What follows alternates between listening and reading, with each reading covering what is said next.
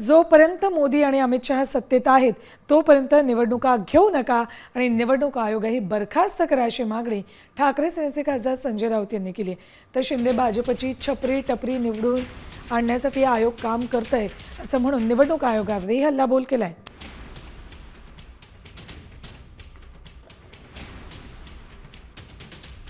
निवडणूक आयोग बरखास्त केला पाहिजे आणि निवडणुका घेणं बंद केलं पाहिजे। यापुढे जोपर्यंत केंद्रामध्ये मोदी शहा आणि महाराष्ट्रामध्ये फडणवीस शिंदे सत्तेवर आहेत तोपर्यंत निवडणूक आयोगाला टाळं लावलं पाहिजे पूर्णपणे आणि निवडणुका घेणं बंद केलं पाहिजे।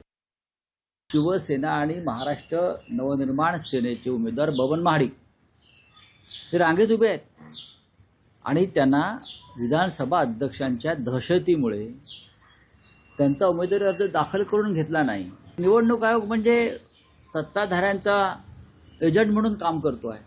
मग हे सगळे छपरी टपरी बरं का शिंद्यांचे आणि भाजपचे गुंड मवाली लोक हे निवडून बिनविरोध आणले जातात आणि निवडणूक आयोग त्यांना क्लीन चिट देत आहे।